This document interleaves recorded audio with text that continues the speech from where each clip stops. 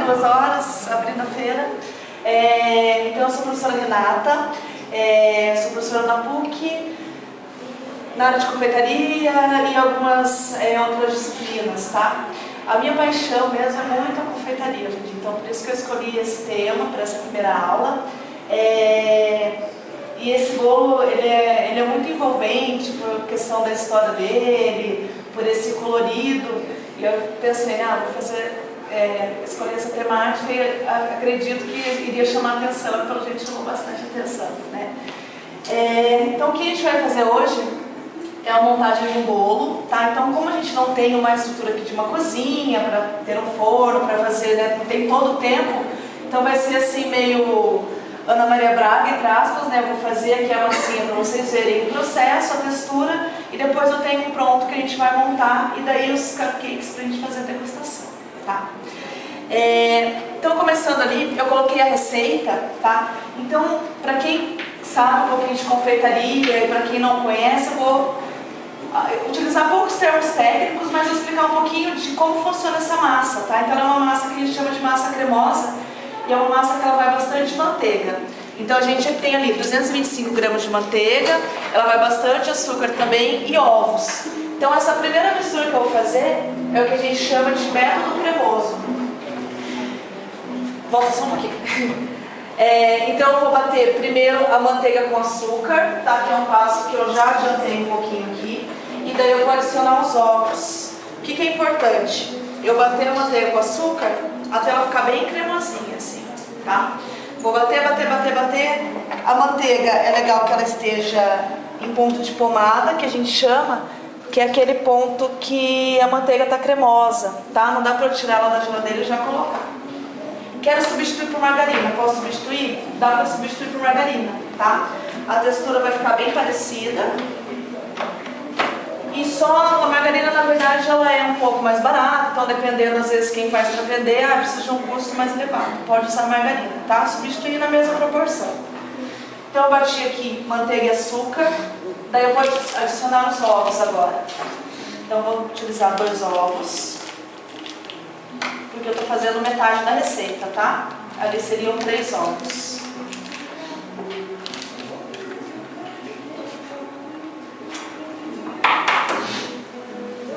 Começar batendo.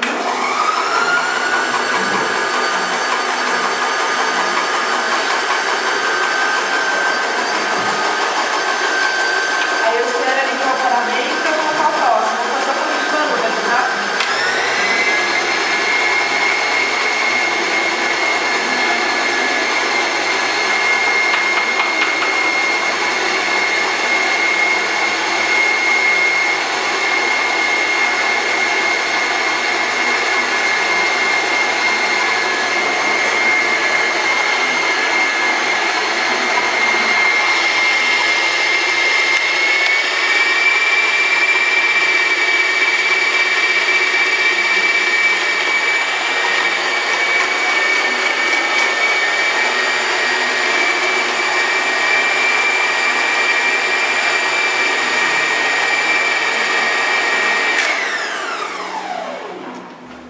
Agora eu vou só puxar aqui com a espátula um pouquinho a massa para os lados, para baixo, porque ela acaba subindo um pouco para os lados.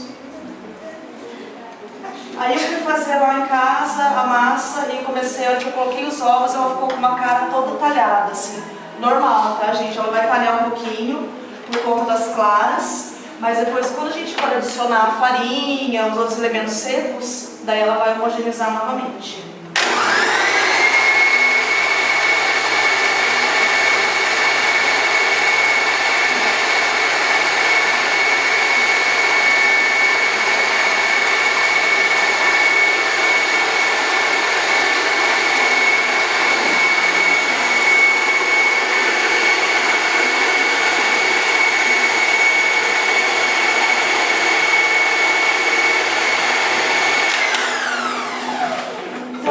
Ali o pulo do gato parte 1, tá? Por quê? Esse bolo, não sei se alguém já tentou fazer ou já leu um pouquinho a respeito. A gente olha a primeira vez que fazer. Tá, ok, coloca o corante na massa, vai ficar vermelha. Não fica, tá? Se você simplesmente pegar uma massa uma massa comum e colocar o corante, ele não fica. Ele no forno ele vai desbotar e o bolo vai ficar marrom. Então, por que o pulo do gato? Porque aquela dica, a minha dica no caso, né, vocês, cada um pode ter aí a sua, se a gente for pesquisar, existem outros métodos, mas o que faz esse bolo ficar realmente vermelho depois que ele assa é essa mistura de cacau, o corante e um vinagre, tá? Então, o que dá essa coloração é a acidez, tanto do cacau quanto a acidez do vinagre misturado ao corante. Então, se a gente não colocar um pouquinho do vinagre, ele vai ficar amarronzado, tá? Então, ele pulo do gato 1. E eu coloquei corante Wilton, tá? Sem querer fazer propaganda, mas já fazendo, existem vários corantes no mercado. Corante em pó, corante em gel, esse é um corante em gel. Infelizmente, a maioria dos corantes nacionais, eles também desbotam o forno, tá? Eles não mantêm a cor. E daí, fazendo testes, esse da marca Wilton, daí tem alguns tons de vermelho, eu uso o que é Red. Ele é o único que mantém e deixa ele bem vermelhinho, tá? Então, uma dica de marca, porque também na confeitaria a gente acaba às vezes trabalhando, tendo que padronizar algumas marcas para a gente já conhecer o produto.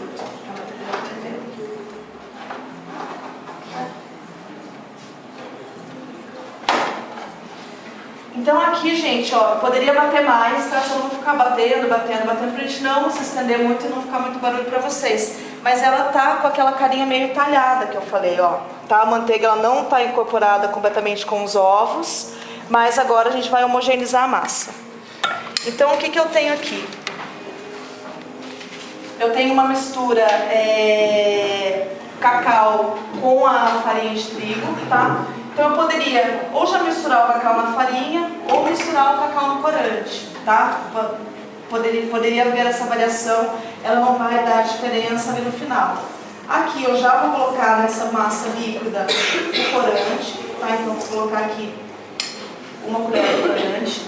Já vou adicionar aqui também o meio ácido, que vai ser o vinagre de maçã, tá? Pode usar um vinagre de vinho branco, também dá certo, tá? Um vinagre de arroz também poderia ser. Eu optei pelo vinagre de maçã. O corante ele é bem intenso, a cor é bem vermelha.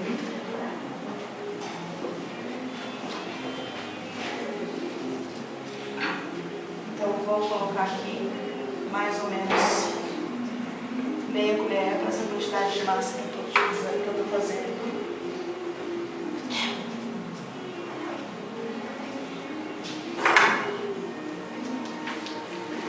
Poderia colocar na batedeira também o corante, tá? Não tem problema.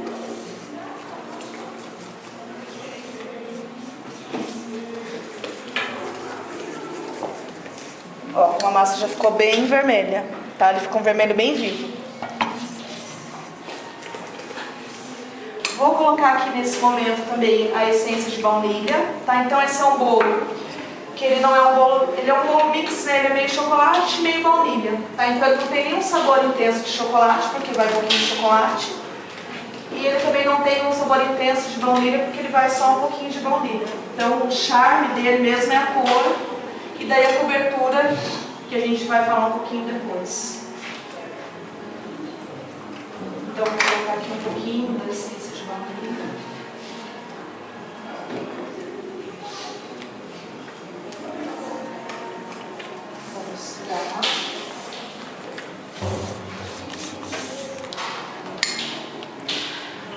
E vou entrar aqui também com o vinagre.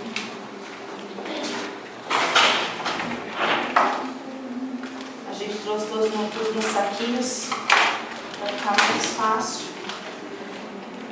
Tem que ficar dentro. Então um pouquinho do vinagre de maçã, tá? Que são aproximadamente, para a receita inteira ali, são 30 ml de vinagre.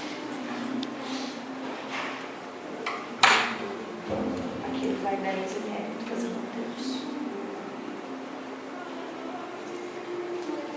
E esse vinagre ele vai um pouquinho, então ele não dá sabor no final, tá? Às vezes a intenção vai ficar um sabor residual, não fica. Então eu misturei. Agora eu vou começar a misturar aqui a farinha e o leite. Deixa eu só pedir para os meninos aqui passarem. tá, o chocolate em pó, 2 colheres de corante, 1 colher de suco de baunilha, o vinagre. Pode passar para o próximo. Aí que entra o pulo do gato 2, tá? Então a gente tinha, o pulo do gato 1 era a marca do corante, a mistura de cacau e o vinagre. O pulo do gato 2, ele é com relação ao buttermilk. Não sei se vocês quem já pesquisou, viu lá nas receitas. Buttermilk. O que é o buttermilk? As americanas ou europeias, enfim. A gente não tem exatamente os ingredientes que eles têm lá, a gente não tem aqui. E o buttermilk é um desses ingredientes, tá? Então o buttermilk, ele é como se fosse, quando eles pegam o leite para fazer a manteiga, sobra uma parte não gordurosa do leite, mais acidulada, que seria esse buttermilk, ou leiteiro também a gente escuta falar, tá? Só que a gente não consegue encontrar ele de garrafinha, aqui pronto, então a gente faz uma mistura de leite com um pouquinho de vinagre, tá? Então ali tem uma proporção, 360 ml de leite para 2 colheres de sopa de vinagre, e daí ele substitui, tá? Então esse buttermilk também vai entrar como meio ácido aqui na receita. Então eu coloquei um pouco da farinha com cacau, e eu vou intercalando aqui agora essa mistura do buttermilk.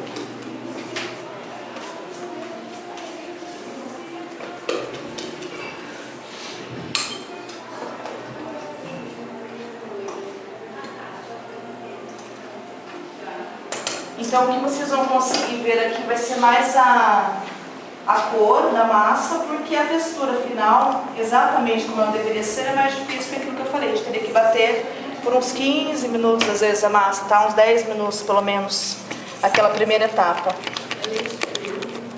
Leite é frio mesmo, tá? Aí, aproveitando o gancho que você perguntou do leite, ingredientes para confeitaria também sempre é bom estar em temperatura ambiente. Então, a manteiga, como eu disse, amolecida, os ovos também em temperatura ambiente.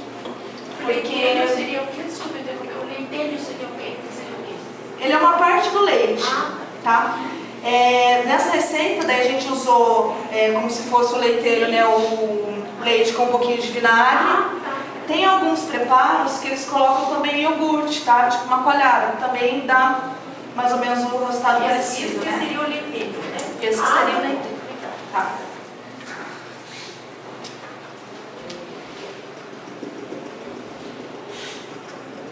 Vou colocar aqui o restante.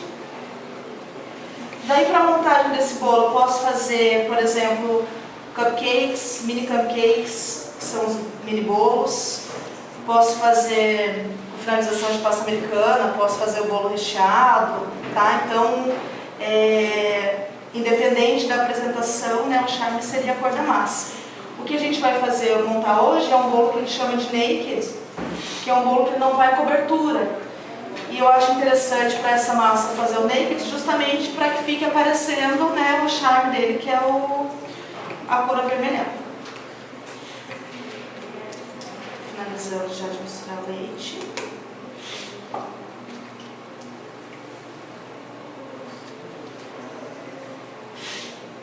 Aí uma pitadinha de sal. E por fim, daí a gente vai usar o bicarbonato, tá?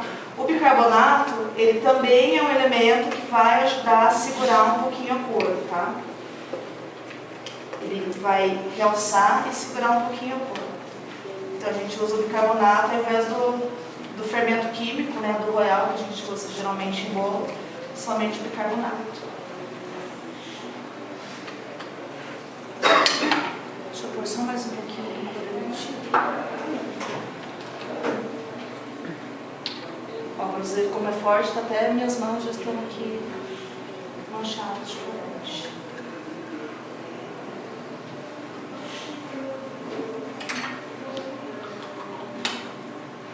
Importante também sempre estar com os ingredientes bem medidos e bem pesados, tá? É tudo bolo, pão, quem faz, né, já sabe, assim, é tudo proporcional. Pode falar. Sobre medida, os ovos que você usa, como que a gente faz para 60 gramas, né? Médio ou grande? Geralmente eu calculo ali 3 ovos para os ovos médios que a gente compra geralmente no mercado. Mas tem os ovos grandes, por exemplo, lá na PUC a gente compra especialmente para confeitaria, os ovos que são bem grandes. Os ovos eles têm de 45 a 60 gramas, mais ou menos, né? Então, geralmente, receita profissional de confeitaria sempre vai vir por peso, né, os ovos, porque às vezes fica meio subjetivo mesmo, 3 ovos, tá? Mas pode ser, para essa proporção, pode pensar nesses ovos que a gente compra no mercado normal, tá? Um tamanho mediano. E pode usar um copo? Ou não deve? É melhor Porque esse bolo é para consumo imediato por causa do creme ali. Isso, azedinho, né?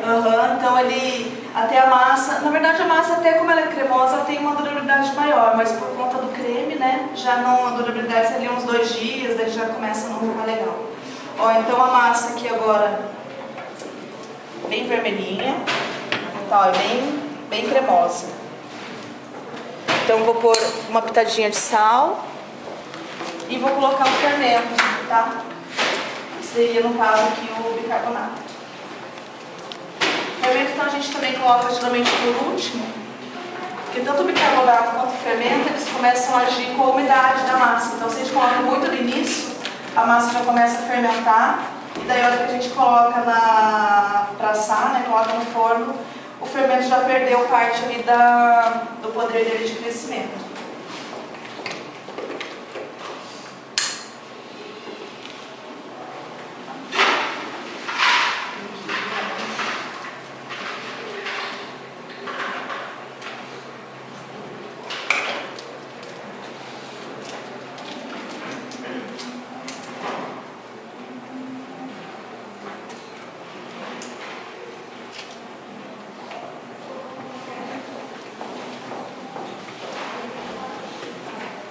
Não preciso bater com muita delicadeza, tá? Por exemplo, quando a gente coloca clara em neve no bolo, a gente mistura depois no final bem devagarzinho.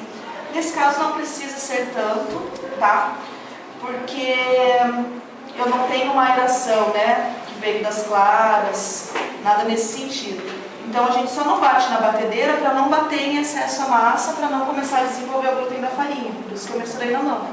Mas até posso bater na batedeira, só que daí não bater muito, tá? Então agora seria o momento que poderia colocar numa forma, forminha de cupcake. Esses daqui que eu vou montar, a gente assou eles em uns aros, tá? Então eu coloco uma folha de papel manteiga embaixo, ou uma folha de silicone, e daí coloco o aro, coloco a massa dentro e levo para assar, tá? Ela não vaza no fundo porque é uma massa bem consistente, né? Como vocês viram aqui, ela fica bem cremosa mesmo. Até para ver, né, o ponto aqui como ela pinta, ó. Ela demora um pouquinho para cair. E esse aro precisa untar e enfarinhar? Pode ou não? Pode untar e enfarinhar, tá? Na verdade, assim, ele não gruda, mas para garantir, se quiser passar, o que acontece quando a gente unta qualquer aro para assar um bolo, o bolo ele vai desgrudar e ele encolhe um pouquinho. Então, por exemplo, para pão de ló, bolos mais sequinhos, eu não gosto de untar para que ele fique grudadinho e não encolhe, tá? Mas esses bolos com base de manteiga, às vezes gruda um pouquinho, então dá para untar. Então, vamos lá, deixa eu ver se eu falei tudo. Bom, da receita, alguma dúvida por enquanto? Então, falando um pouquinho do recheio, tá? Então, o recheio mais tradicional desse bolo é esse recheio de cream cheese, tá? Bem americano. Então ele é uma mistura de cream cheese com açúcar e manteiga, tradicionalmente, eles usam bastante manteiga. Eu fiz uma mistura de cream cheese com açúcar de confeiteiro e um pouquinho de creme de leite fresco, de nata, que a nata ela vai ajudar a dar uma consistência. Não sei se alguém já bateu nata para fazer chantilly, ela fica, né, ela monta, fica bem durinha. Então isso ajuda a dar um pouquinho de textura ali na cobertura. Então eu coloquei na batedeira, primeiramente, o cream cheese com açúcar, bati até ele ficar bem homogêneo e depois pus a nata, tá? Não pus a nata no início, porque se a gente bater muito a nata, ela acaba virando manteiga, né? Ela solta todo o líquido e fica só gordura. Então, para não, mesmo ela estando misturada, ela pode talhar ali minha cobertura. Então, bato primeiro e depois eu coloco a nata no final e bato até ela montar. Ela ficou aqui nessa consistência. tá? Então ela não fica super branquinha, tá? Fica levemente amareladinho e numa consistência que era essa aqui que a gente usou, ó, que ela é bem firme, dá pra rechear, dá pra fazer cobertura em cima, ela dá uma textura legal para trabalhar com o bico.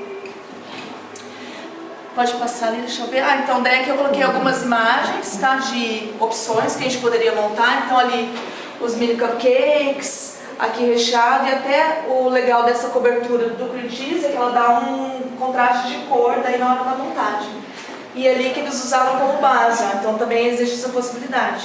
Coloca como base e coloca só a cobertura em cima. Então tem vários tipos de montagem que a gente pode fazer. Então agora, passando para a montagem, deixa eu só mandar isso aqui para trás. Olha para de fora.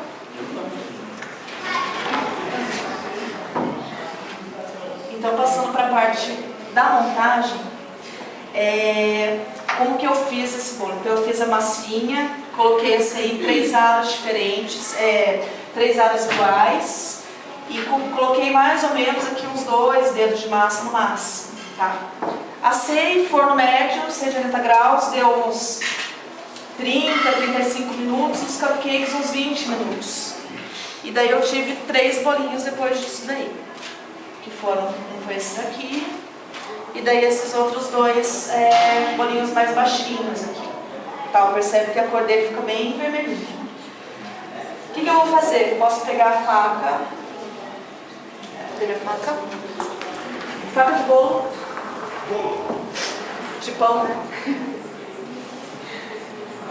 Vou cortar aqui só, como eu já assei ele baixinho, eu vou cortar só essa parte que ficou mais abaulada para ele ficar mais nivelado. Poderia assar ele mais alto e depois cortar também, tá? Não tem problema. Então vou nivelar aqui pelo lado mais baixo. Sempre com a faca de serra, para ela não machucar a massa, né? Não esfarelar, não estragar. Tiro aqui uma tampinha. Tento deixar mais ou menos nivelado. Para que eu comece a montar as camadas. Qual é o volume do aumento entre o aumento? A hora que entra no forno, ele dobra o volume praticamente. Dobra o volume. Daí o que eu tenho que cuidar para não pôr no forno muito quente, né? Porque daí o bolo, se ele entra no forno muito quente, ele já cria uma película, né? Assim que entra, depois não sobe. Pode passar ali um pouquinho.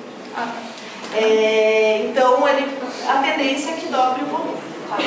Um pouquinho menos que dobrar, porque a massa é mais gordurosa, então, né, não cresce tanto, mas ele praticamente dobra. Pode passar ali e colocar um pouquinho da história do bolo. Então esse bolo aqui, quando ele é um bolo típico americano, tá? Então quando ele foi inventado, quando começaram a fazer esse bolo, por volta de 1910, ele era tingido com beterraba, tá? Então não era utilizado nenhum tipo de corante artificial. Então pegava-se a beterraba, que é um alimento abundante nos Estados Unidos, eles pegavam a beterraba, processavam, faziam um suco de beterraba, depois cozinhava para reduzir, concentrar e usava essa beterraba como corante. Na época da Segunda Guerra, eles tinham muita... na época de recessão, né, não tinham muito alimento, então eles usavam muito esses artifícios e foi quando esse bolo se popularizou, então, porque daí eles usavam a beterraba, que era o alimento que eles tinham, e usavam ali para atingir os bolos e usavam como fonte de vitaminas também por essa concentração nutricional ali da beterraba. Então ele originalmente era utilizado a beterraba e o que dava cor era a beterraba e a mistura do cacau, né? Essa questão do ácido ali somente do cacau. Só que ele ficava numa cor mais marrom do que o vermelho, né? Ficava um bordô. Aí por volta de 1970, teve um senhor da indústria alimentícia, que apareceu com o Red Velvet super vermelho, começou a entregar cartõezinhos com a receita do Red Velvet e o bolo super vermelho, e daí aquilo impressionou, né, como tem essa cor. E daí, na verdade, ao invés de divulgar o bolo, ele estava divulgando a marca de corantes dele. Ele queria vender o corante, e para vender o corante ele usou da receita, né, do Red Velvet para conseguir comercializar o produto dele.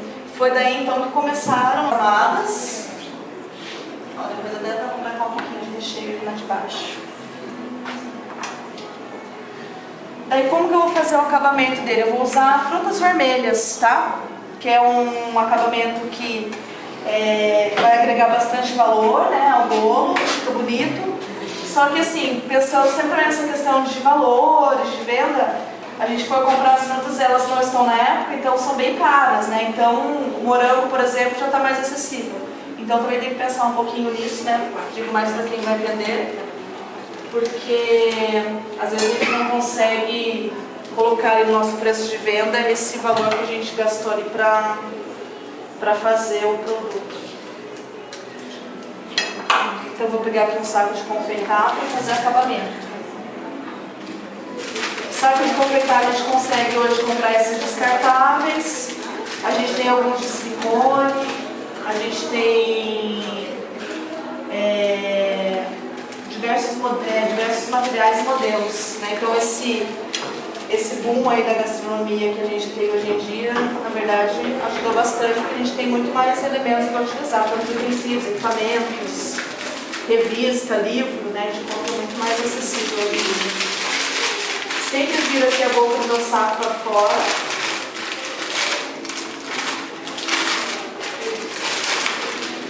Para ele não sujar a borda, e depois eu vou não usar toda. Então, a gente vira bastante aqui a boca para fora.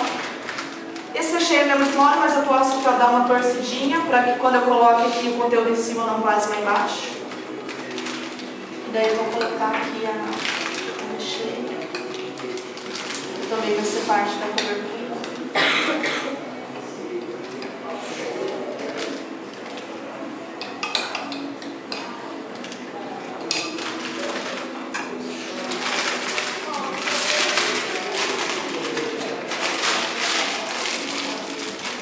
Deixa bem tudo lá para baixo.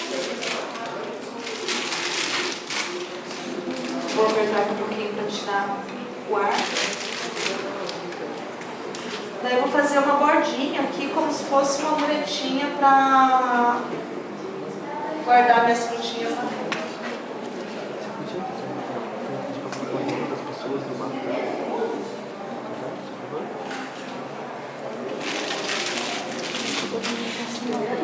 Um pedacinho aqui, faltou. Dá até para pôr um pouquinho.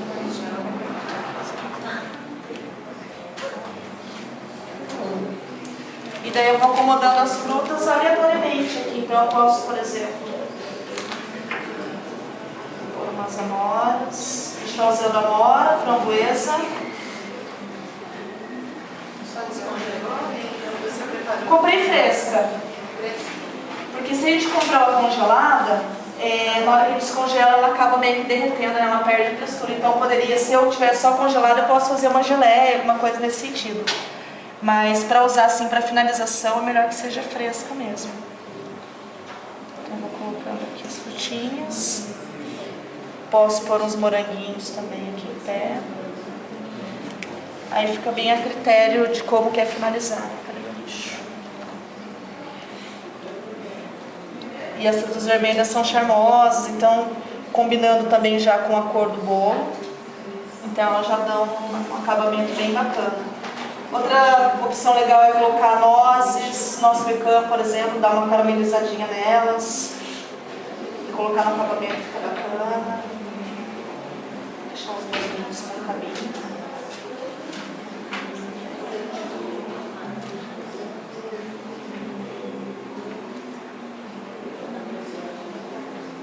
E também, assim, as receitas de confeitaria, eu sempre falo isso na aula dos alunos, né? Então, se tem lá, bata por 15 minutos aproximadamente. Tem que bater por 15 minutos. Então, não adianta a gente, às vezes, querer pular processos que não dá muito certo. Por exemplo, essa massa que eu fiz, igual eu comentei, né? Eu fiz ela mais rápido do que deveria ser. Se a gente fosse assar, pode ser que ela não ficaria, né, na textura legal, por conta dessas etapas que a gente acaba pulando. Vou colocar bastante frutinhas. Esse carbonato ele substitui plenamente o fermento? Neste caso, sim. Ele substitui totalmente o fermento. Porque o fermento químico, ele leva o bicarbonato, né, na composição, né? Ele substitui. Até a primeira vez, as primeiras vezes que eu usei só o bicarbonato, eu falei, nossa, mas será que vai crescer, né? E dá tranquilo. Ele foi ali, para aquela proporção, a gente usou uma colher de sopa. Deixa eu dar uma olhadinha de longe aqui. Aqui nos mini cupcakes, o que a gente fez? A gente assou a massinha na forminha branquinha para mostrar, daí colocamos a cobertura e esse vermelhinho em cima eu peguei a paras de massa, peguei uma peneirinha e fui raspando em cima, daí ela sai essa nevezinha vermelha, né, que fica levemente cor-de-rosa.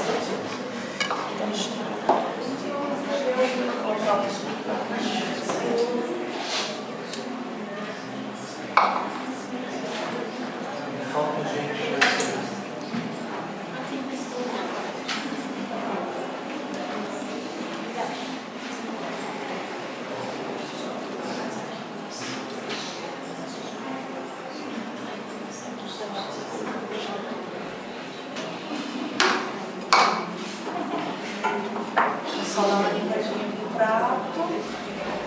Todo mundo está escrevendo o nome aí na listinha? A gente vai sortear uma camiseta e o bolo. É uma camiseta e um bolo. Uma camiseta para um e o bolo para outro.